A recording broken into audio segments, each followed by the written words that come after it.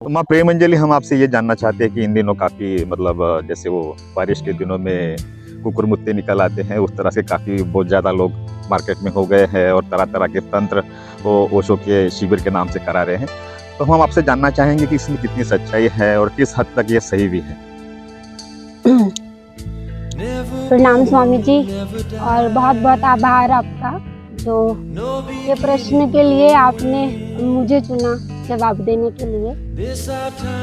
थोड़ा सा ज्वलंत प्रश्न है, क्योंकि एक आयोजक होने के नाते जब बुकिंग्स आते हैं या मित्रों के जिज्ञासाएं आती हैं कि हमें तो तंत्र शिविर में ही आना है और ये तंत्र होता क्या है, उनका प्रश्न यहाँ से शुरू होता है।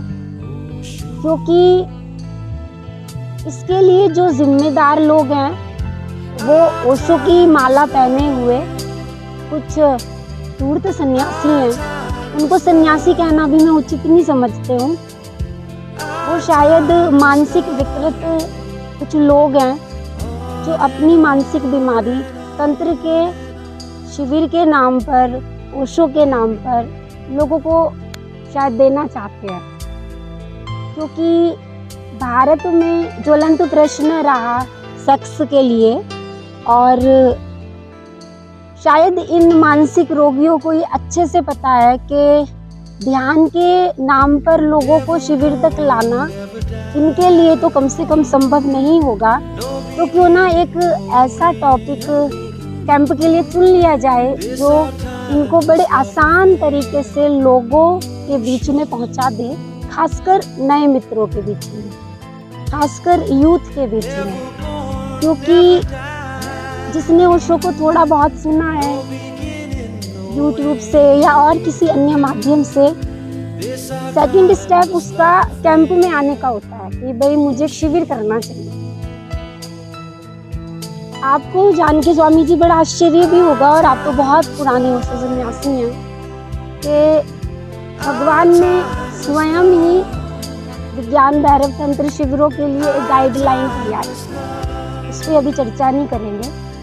आज की जो वर्तमान समस्या है वो इतनी गहरी हो चुकी है कि कहीं ना कहीं ओशो देशना, ओशो के विचार, ओशो के एक आप कुछ भी कह लीजिए कि ओशो के जो स्वप्न था उसको ये मानसिक रोगी जो खुद को ओशो सन्यासी कहते हैं, दीमक के तरह खोखला करने में लगे हुए हैं। और अगर आप इनको कुछ कहते हो, कुछ रोकते टोकते हो, तो ये इतना निचले स्तर तक जा सकते हैं कि आपके व्यक्तिगत जीवन पर लांछन लगा सकते हैं।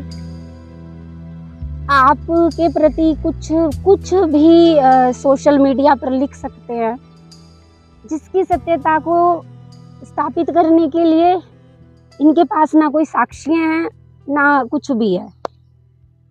साधारण सरल शब्दों में ये लोग सही मायनों में गुरुद्रोही हैं, क्योंकि ये अपने कुछ व्यक्तिगत लालच के वजह से या व्यक्तिगत इनके कुछ भी मोटिव हैं, उसके वजह से ये ओशो तंत्र शिविर आयोजन करते हैं। और शिविरों में जाने वाले साधकों के साथ ये इसे धोखा तो बोलेंगे ही, साथ के साथ ये किसी प्रकार से बोले तो आपराधिक गतिविधियों को बढ़ावा भी देते हैं। क्योंकि जब ऐसे तरह के जो इवेंट हैं वो ओशो शिविर के नाम पे होंगे, तो कहीं ना कहीं समाज में बहुत बहुत गलत संदेश जाएगा। स्त्रियों के लिए आजकल शिविरों में आना बहुत कठिन हो गया। मैं आज आपको बता दूं स्वामी जी, स्त्रियों की संख्या निरंतर शिविरों में कम होती जा रही है। क्योंकि एक आयोजक होने के नाते मैं ये अपने अनुभव से कह सकते हूँ कि स्त्रियां अब शिविरों में बहुत कम आती हैं। क्योंकि वो जिस परिवार से निकल के आ रही हैं, वो पूरा परिवार सोशल मीडिया पे है। ओशो तंत्र शिविर के नाम पर, अभी आज बस तंत्रा की हम चर्चा कर रहे हैं, ओशो तंत्र शिविर के नाम पर आप सोचो पैसा देकर लोग बुला लिए जाते हैं, लड़कियां बुला ली जाती हैं, उनके गले में मालाएं डाल रहे हैं, अलग अलग तरह के प्रपंच हो रहे हैं, उसके तो क्या ही चर्चा करें।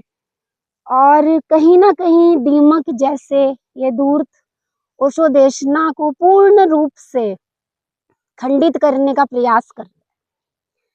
बस मैं इस चर्चा को ज्यादा विस्तार न देते हुए यही कहना चाहूंगी कि बस हमारा एक ध्येय होना चाहिए, जितने भी ओशो सन्यासी हैं या जो भी कोई भगवान को प्रेम करता है, कि इन लोगों से बहस करने से कुछ लाभ नहीं है।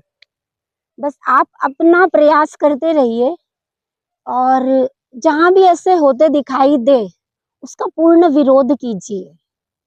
ध्यान के नाम की कायरता को अपने साहस के बीच में बिल्कुल ना लाएं, क्योंकि ध्यान हमारी व्यक्तिगत यात्रा है और विरोध करना हमारा एक ईमानदारी है अपने उस सदगुरु के लिए जिसने हमें जीवन का आनंद दिया है, जिसने हमें जीना सिखाया है।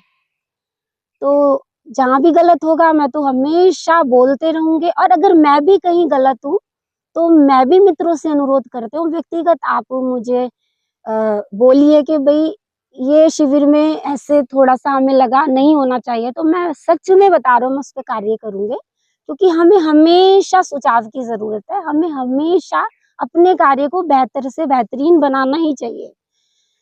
तो आज के विषय को पूर्ण विराम देते हुए मैं इतना ही कहूंगी कि ओशो अलाइव एनर्जी, ये मानसिक विकृत लोग ये ना समझें कि मास्टर सिर्फ एक पिक्चर में बैठ गए हैं। मास्टर अब पूरे त्वरा से आपको देख रहे हैं, पूरे आप पे उनकी नजर है और आप पे नजर है उन सभी ओशो सन्यासियों की जो पूरे ईमानदारी से काम करते हैं, आश्रम चलाते हैं। कितने सारे आश्रम इतनी मेहनत कर रहे हैं, लोगों को बुला रहे हैं, अपना समय और धन दोनों खर्च कर रहे हैं, और आप जरा से लालच के लिए उस सब को नष्ट भ्रष्ट कर रहे हो। और स्वामी जी अंत में सबसे महत्व